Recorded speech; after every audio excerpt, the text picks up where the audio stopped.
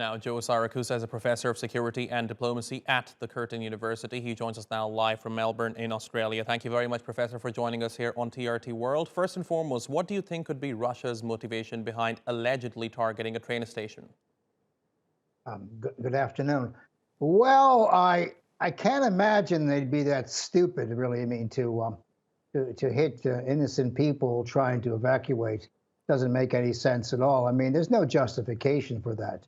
And President Zelensky, in calling this to the attention of the world, is trying to strike a propaganda blow. I mean, this is important. Propaganda right now is very important. No matter what we see, it would take a long time to figure out what's going on the ground. You need all kinds of forensic work. You need all kinds of investigators to find out if we're looking at a war crime or crime against humanity or a war of aggression or even genocide. So it's important that Zelensky plays the propaganda game.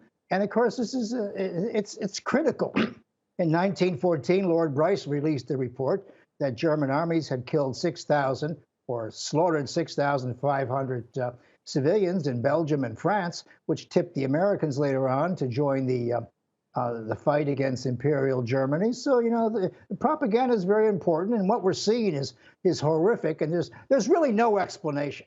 If the Russians did this, they have no way of explaining it, and you know, it looks terrible. But you know, we don't have the facts, and we won't know for a long time what exactly happened. But as I say, Zelensky is trying very hard to use these events both as propaganda and to whip up an international commission to get as many people and many nations as possible to put a terrible heat on the Russian economy and the Russian leadership. I mean, that's all he has. And keep in mind, half the world isn't going to buy any of these sanctions. You know, the global South has not bought into this war. They want to remain some distance away. And it's mainly the Europeans, the Americans, Canadians, and the Australians, and a few others who are putting the sanctions on. So it's very important for Zelensky to sell this message while he has public opinion, and of course to paint the Russians as evil and waging an illegitimate war, while painting the Ukrainians as just waging a legitimate defense. So what's going on now is very important, and it happens to be the only ammunition he has right now on the international stage, is to suggest that the Russians not only did this, but they can't wiggle out of it either. Now, Professor, you are a professor of diplomacy, right? Tell me, are there still any chances for diplomacy to bring this crisis to an end? Well, look, no war in history, and I'm talking about thousands of years, has ever ended without diplomacy. There is going to be a diplomatic ending here somewhere.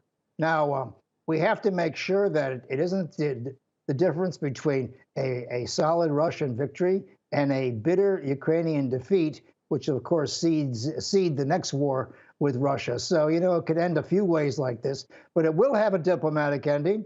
I remember for 11 years, we were caught in Vietnam, didn't know how to get out. Thousands of people were being killed. And at the end of the day— Professor, if I may interject here now, as you say, it is going to have a diplomatic ending. Can you predict when is it going to happen?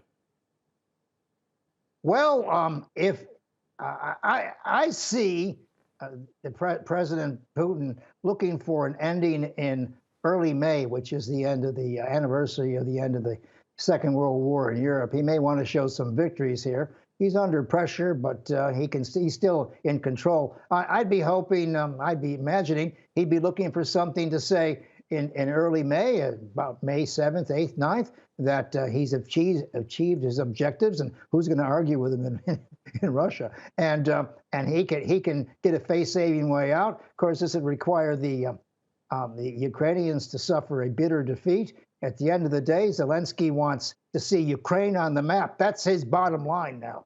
You know, he says we'll be neutral, but Ukraine has to survive into the future. So I would hope that if there is a diplomatic ending in the short term, it will come along in the first or second week in May.